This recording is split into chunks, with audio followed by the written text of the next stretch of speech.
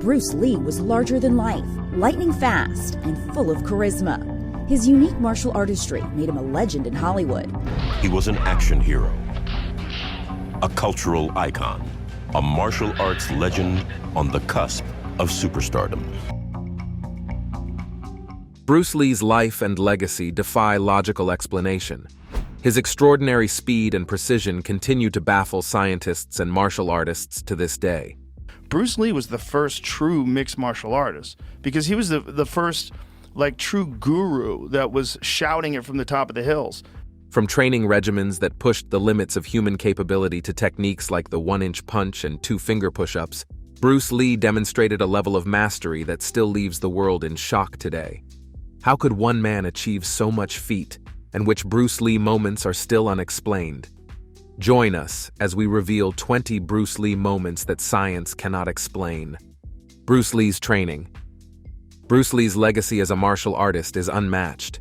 He introduced martial arts to the West and inspired millions through his films and writings, but one thing still makes him stand out. His training regimen remains legendary. Bruce Lee displays superhuman dedication and precision. Each day, Lee performed 5,000 punches, 2,000 kicks, 200 leg swings, 200 frog kicks, 100 sit-up twists, and 100 leg raises. He incorporates these routines into daily life, often multitasking with ease.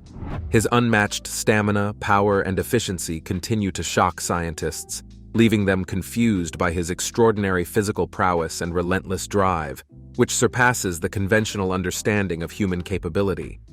If you think that is very impressive, the next moment on this list will leave you speechless. 2 finger push-ups. Bruce Lee's fitness regimen was on another level, and if you doubt this, then check out his famous 2 finger push-ups. He shocked the crowd at the 1967 Long Beach International Karate Competition. So 1-inch punch, Bruce did this in 1964 at the Long Beach International Karate Tournament. By effortlessly balancing his body on 2 fingers and performing push-ups as if gravity didn't apply. Reports claim Lee could easily complete 1,500 regular push-ups, 400 one-handed, and 202 finger push-ups. These feats reflected his martial arts philosophy, Jeet Kune Do, blending techniques from Wing Chun, Tai Chi, boxing, and street fighting. Lee's training wasn't just about strength.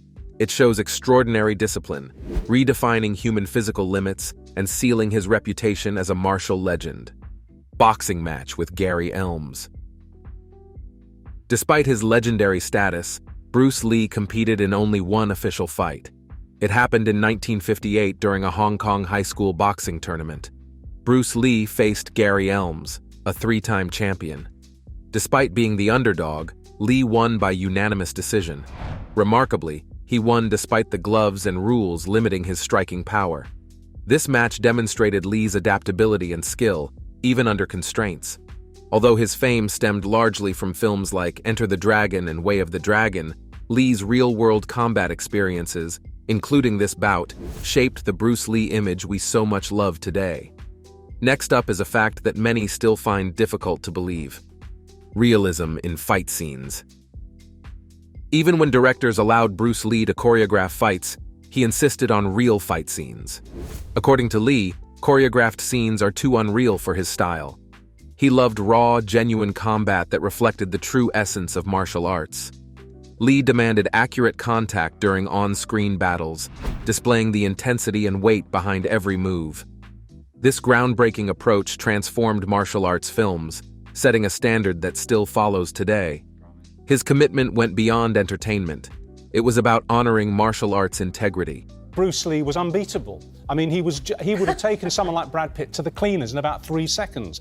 By prioritizing authenticity over flashy spectacle, Lee redefined action cinema and cemented his legacy as a film and martial arts visionary. Are you curious about Bruce Lee's death? Well, what we are about to reveal will explain it all: sweat gland removal. Bruce Lee's pursuit of perfection was not limited to screen appearance. Concerned that sweat stains would tarnish his image, he underwent surgery to remove his armpit sweat glands. While this decision shows his meticulous attention to detail, it carried risks. According to some sources, this procedure may have contributed to his untimely death, though this remains uncertain. Lee's dedication to excellence made him a true hero, but it also shows the potential dangers of extreme perfectionism. His relentless drive to present his best self on screen demonstrates his extraordinary commitment to his craft, even at significant personal cost. The one-inch punch. Bruce Lee's one-inch punch demonstrates his mastery of body mechanics and explosive power. This technique was derived from Wing Chun and refined by Lee. It could fling opponents 5 meters with minimal movement. By channeling energy from his entire body, straightened legs, rotating hips, and thrusting shoulders, Lee delivered a blow more powerful than a car crash at 50 kilometers per hour. This physics-defying punch combines martial arts and science. Lee transforms a simple punch into a powerful, almost supernatural display of skill and control. A karate punch is like an iron bar, wham! A kung fu punch is like an iron chain with an iron ball attached to the end, and it go whang, and it hurt inside. That aside, keep watching to find out what most people do not know about Bruce Lee: the magic trick with coins. Bruce Lee also displayed exceptional speed in other activities beyond martial arts. In an unforgivable trick, he replaced a coin in someone's hand with another before they could close their fist. This astonishing display of agility and precision left audiences in awe, comparing Lee's quickness to a master pickpocket. The trick proved Lee's extraordinary physical control and discipline, reinforcing his status as a martial arts expert whose skills go beyond combat to finesse and showmanship. Unpunchable. Outside of filming, Bruce Lee also faced real-life challenges. Thanks to his training regimen, he effortlessly handled street fights, countering opponents with precision and composure. While filming Enter the Dragon, Lee was challenged on set and decisively defeated his opponent, using the moment to teach martial arts philosophy. This combination of strength, wisdom, and calm in real-world combat situations solidified his legacy as an action star and a true martial arts master. Kicks that sent people flying. Bruce Lee's kicks were legendary, as his punches demonstrated extraordinary power and precision. Training with a shield, his kicks could send opponents flying across the room, proving an essential part of his martial arts arsenal. While his one-inch punch gained more attention, his kicks showed his incredible versatility, combining strength and technique. Bruce Lee's mastery of punches and kicks cemented his legacy as one of the most complete martial artists, leaving an unparalleled mark on combat sports. Fighting in the streets. As a teenager in Hong Kong, Bruce Lee's love for street fighting helped his martial arts journey. Frequently challenged by rivals, he developed his skills through real-life confrontations. At 16, he defended himself against a gang ambush in an alley, using his lightning-fast reflexes and powerful strikes to fend off attackers. Though victorious, he sustained injuries due to the intensity of these battles. These experiences toughened Lee and refined his approach to combat, forming the foundation of his martial arts philosophy and discipline. Bruce Lee, the teacher. Beyond being a martial artist and movie star, Bruce Lee was a gifted teacher. He created Jeet Kune Do, a revolutionary martial arts style that relies on efficiency, adaptability, and directness. Lee's ability to teach his knowledge of movement and combat to his students was remarkable, almost as if he unlocked their hidden potential. His influence extended to his son, Brandon Lee, and countless others, blending technique with intuition. Bruce's teaching was not just physical combat. He also taught them self-discovery and mastery. Do you know that Bruce Lee did other sports? His tennis skills will leave you speechless. Table tennis with nunchucks. Bruce Lee stunned the world by playing table tennis with nunchucks instead of a paddle. This extraordinary feat wasn't just a display of skill, but a demonstration of his unparalleled control, focus, and creativity. Effortlessly keeping the ball in play, Lee turned an ordinary game into a masterclass in innovation and precision. His ability to wield nunchucks with such finesse while engaging in challenging tasks caught everyone entirely unaware, revolutionizing the fight game. Bruce Lee's Jeet Kune Do redefined martial arts, emphasizing practicality, efficiency, and personal expression. Developed in the 1960s, it broke free from rigid traditional forms, advocating adaptability and real-world applicability. Lee's philosophy of using no way as way encouraged fighters to embrace multiple techniques and still be flexible. This revolutionary approach allowed practitioners to adjust tactics in real time, creating a combat system based on freedom, creativity, and mastery. Jeet Kune Do's principles transformed martial arts, influencing generations of fighters and reshaping the discipline's future. Hollywood and media presence. Bruce Lee's charisma and talent made him a global phenomenon, combining martial arts and philosophy with extraordinary impact. Starting as a child actor in Hong Kong, he later rose to fame in Hollywood with The Green Hornet. Lee's demonstrations of Jeet Kune Do, marked by speed, precision, and fluidity, won the hearts of audiences and defied physical expectations. His movements seemed almost superhuman, challenging conventional ideas of human capability. Bruce Lee's ability to combine philosophy and martial arts with cinematic artistry forever made him a cinema phenomenon. The Iron Palm.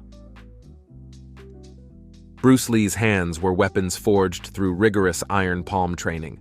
This practice involved striking surfaces like heavy bags, wooden boards, or steel bars, toughening his skin, muscles, and bones to deliver incredible force without injury. Lee also focused on speed and precision, combining relaxed muscles, core strength, and targeted accuracy.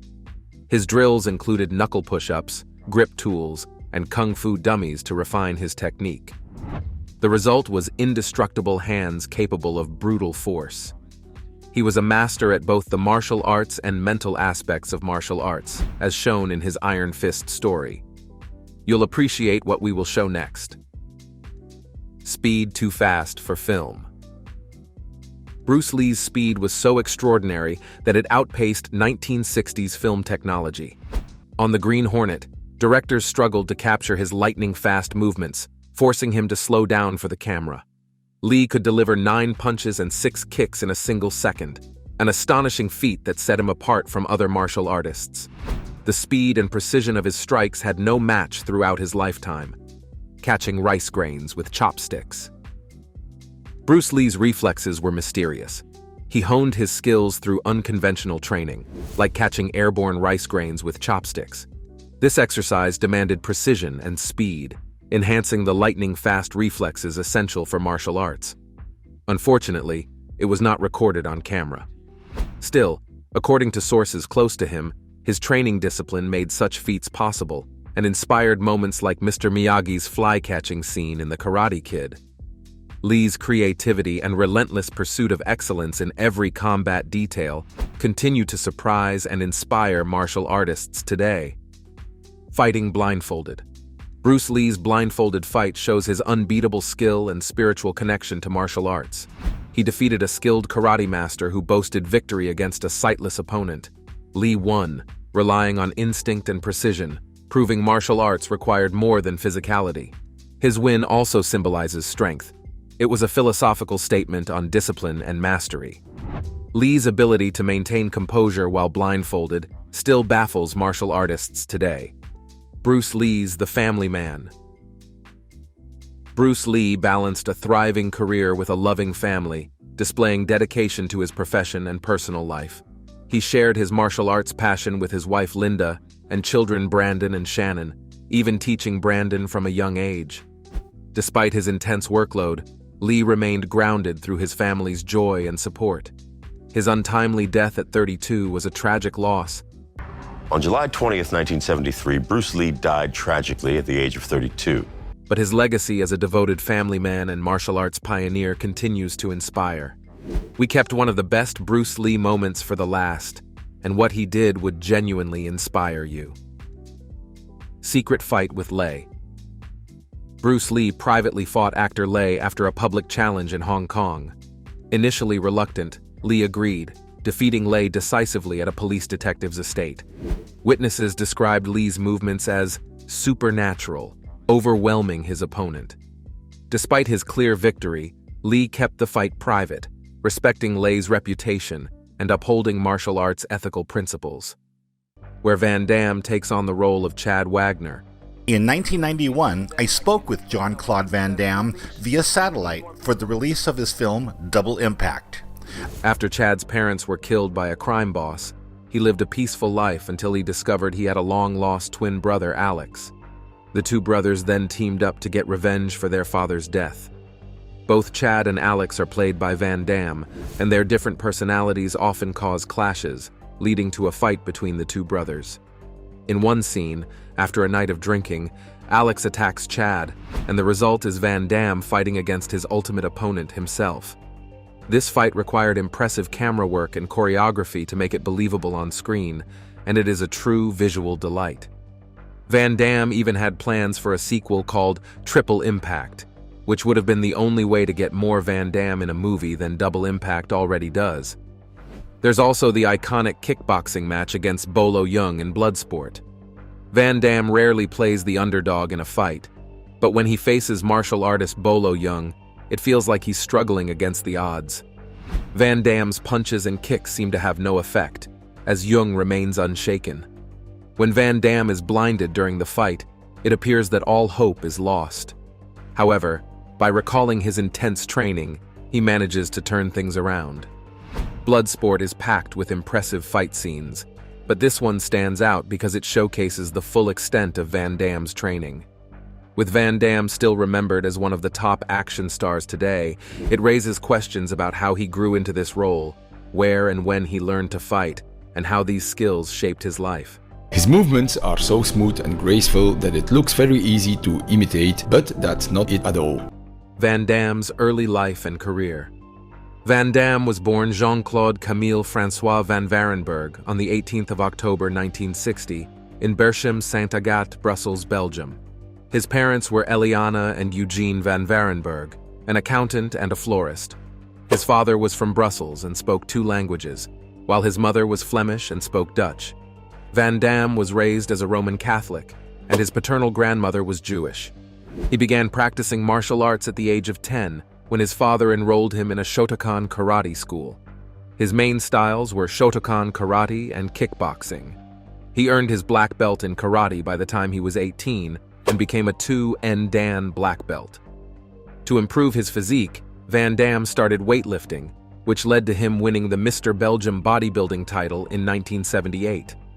At 16, he took ballet classes for 5 years, viewing ballet as both an art and a challenging sport that prepared him for others. He also practiced taekwondo and Muay Thai. Growing up, he admired actors like Charles Bronson, Bruce Lee, and Sylvester Stallone. At 12, he joined the Centre National de Karate in Belgium under Claude Getz's training, where he trained for 4 years, eventually joining the Belgian karate team. From 1976 to 1980, he had 44 wins and 4 losses in various matches. He was part of the team that won the European Karate Championship on the 26th of December 1979 at La Coupe François Persoon's karate tournament in Brussels, and placed second at the Challenge Coupe des Espoirs karate tournament after defeating 25 opponents, losing in the finals to teammate Angelo Spataro.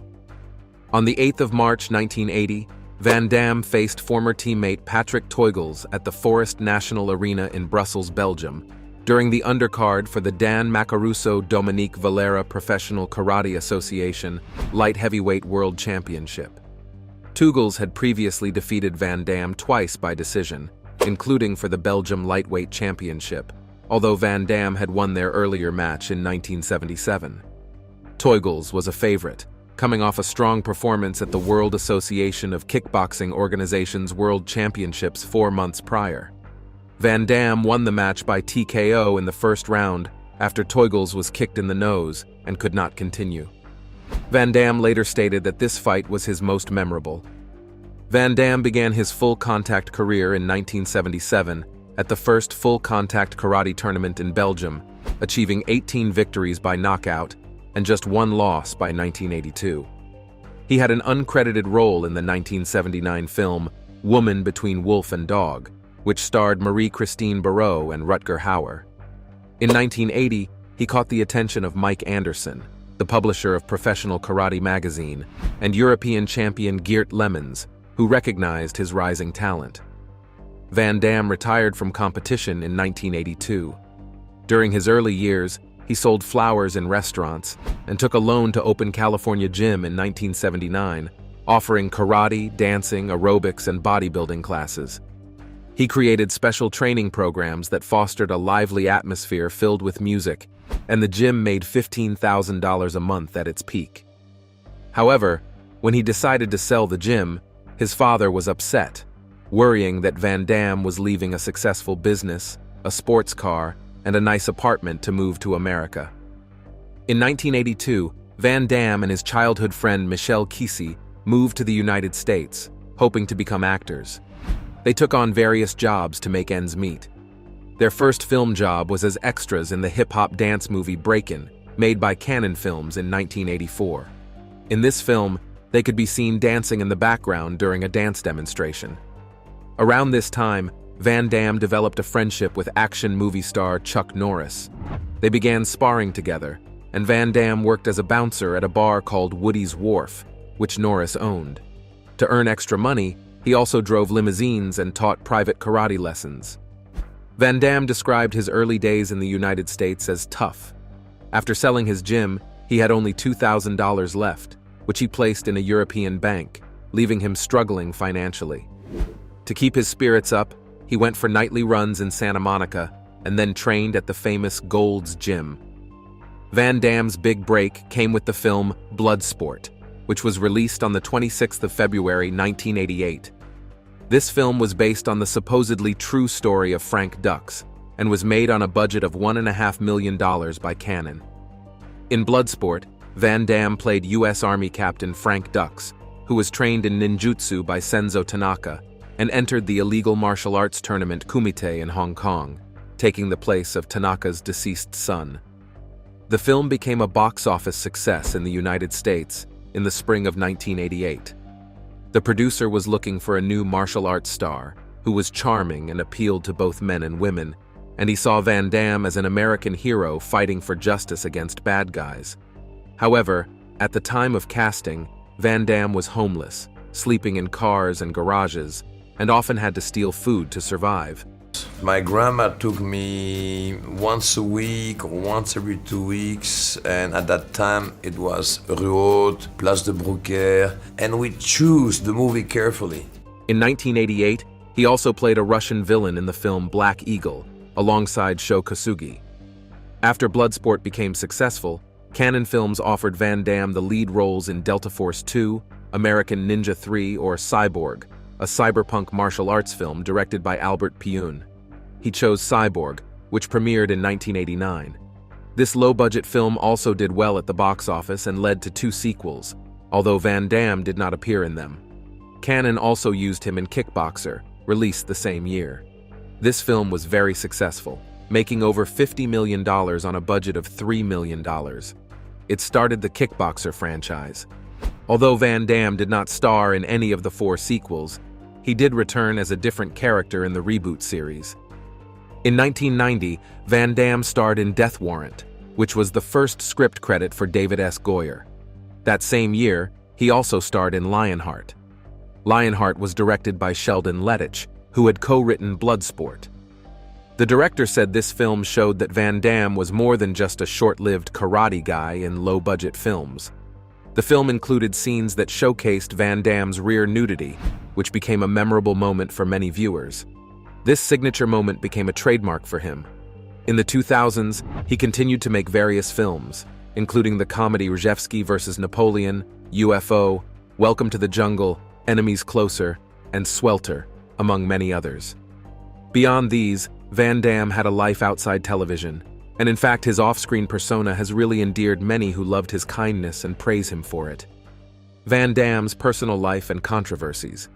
In 1997, Frank Dux, the martial artist who inspired Van Damme's character in Bloodsport, sued him for $50,000. Dux claimed he helped co-write and consult on the 1996 film The Quest. The lawsuit accused Van Damme of lying about his martial arts fight record. Dux mentioned that when he trained Van Damme, who was then working as a carpet layer, Van Damme showed a lack of martial arts skills. I would like you to consult your physician before doing any of those movements in that training with Van Damme. Van Damme's lawyer stated that there are records showing Dux's martial arts achievements. He pointed out that Van Damme's roles in movies were not just due to acting talent, but also his impressive physical skills, like doing splits without a stunt double. Was this Van Damme's first and last lawsuit? What was his life like before and after this? Stay tuned. The most interesting part is still ahead. Tensions began between Van Damme and bodyguard Chuck Zito when Zito started dating Van Damme's estranged wife, Darcy Lapierre. Zito was reportedly upset about Lapierre's claims in their divorce that Van Damme had abused her. On February 6, 1998, the New York Daily News reported that Zito had punched Van Damme the night before at a strip club in Manhattan. Zito, who had previously worked as Van Damme's bodyguard and did stunts in Nowhere to Run, later wrote in his autobiography that he broke his hand after hitting Van Damme multiple times. This happened after Van Damme made disrespectful comments to a club bouncer, who then told Zito. Following the incident, Van Damme denied that Zito had hit him and challenged Zito to a fight during an appearance on Inside Edition. In October 2011, Van Damme and other celebrities like Hilary Swank, Vanessa Mae, and Seal faced backlash from human rights groups for attending an event in Grozny, Chechnya. This event celebrated the 35th birthday of Chechen President Ramzan Kadyrov. The president of Chechnya, Ramzan Kadyrov, dances to celebrate the City Day of Grozny, which conveniently has been moved to coincide with the leader's own 35th birthday. Human rights advocates had urged these stars to skip the event because of the human rights abuses connected to Kadyrov. Human Rights Watch expressed concern, stating that it was inappropriate for celebrities to accept payment to party with someone linked to such serious human rights violations. They felt that participating in a lavish event in Chechnya made light of the suffering experienced by many victims in the region. During the late 1980s and early 1990s, Van Damme became known as a sex symbol through various publicity efforts. Unlike his competitors in the action film genre, such as Arnold Schwarzenegger and Sylvester Stallone, Van Damme was named the #1 on the National Enquirer's Top 10 Sexiest Men in the World list, making him the only action star to achieve this recognition. The original Mortal Kombat video game, released in 1992, was initially designed to feature Van Damme. The creators, Ed Boon and John Tobias, had intended to have him as the main character, but that plan fell through due to Van Damme's commitment to another game. Instead, they created a character named Johnny Cage, inspired by Van Damme's look and outfit in Bloodsport. In the German version of the Donkey Kong 64 website, there is a reference to Jean-Claude Van Damme as DK's greatest hero. American professional wrestler Robert Alexander Satkowski received his ring name Rob Van Dam in 1992 from promoter Ron Slinker in Florida. This name was likely chosen because of Satkowski's martial arts background and his resemblance to Van Damme. Regarding his personal life, from 1993 to 1996, the pressure from continuous filming and promoting his movies caused Van Damme to develop a cocaine addiction. I was addicted to sleeping pills, to be honest with you. I started when I was on Bloodsport, my first movie I was. He reportedly spent up to $10,000 a week on the drug, using as much as 10 grams daily by 1996. In 1999, he was arrested for driving under the influence. Attempts to enter drug rehabilitation programs did not work, leading him to try quitting cold turkey and using exercise as a way to cope. In 1998, he was diagnosed with bipolar disorder. In 2011, he spoke about this condition on the British reality show Behind Closed Doors, explaining that his moods would swing from one extreme to another. He described feeling very sad at times, even when things seemed fine. Van Damme has been married 5 times to 4 different women. Until 1992, he was married to his third wife, bodybuilder Gladys Portugues. They have 2 children together, Christopher, born in 1987, and Bianca Brigitte, born in 1990. He began an affair with actress Darcy Lapierre, whom he married in February 1994. They have a son named Nicholas, born on October 10, 1995. During this marriage, he had a relationship with his Street Fighter co-star Kylie Minogue while they were filming in Thailand. Lapierre, who was pregnant at the time, did not find out about the affair until Van Damme confessed it publicly in 2012. In October 2016, he showed his support for Donald Trump during the presidential election. Earlier that year in March, he suggested that groups like the Illuminati, including the Rockefellers and Rothschilds, might try to prevent Trump from winning. Van Damme was in a long-term relationship for 10 years with model Alina Kavarina, while still married to Gladys Portugues. Kavarina, who was born in Ukraine, received a visit from Van Damme during the Russian invasion of Ukraine, showing his support for her country. Beyond his acting career, Van Damme has backed many conservation efforts and animal rights organizations. He has appeared in several public service announcements for Animals Australia and aims to unite celebrities and fellow actors to create sanctuaries for endangered species. In 2022, he was appointed as the Ambassador for Environment for the Democratic Republic of the Congo, focusing on protecting forests and local wildlife. In 2012, a statue of Van Damme was revealed in Anderlecht, Belgium. This statue shows a younger version of him in one of his fighting poses from the movie Kickboxer and was created to celebrate the 40th anniversary of the Westland shopping complex. The unveiling happened on Boulevard Sylvain Dupuis and was attended by Van Damme, his parents, the Wallonia Brussels culture minister, and nearly 2,000 fans.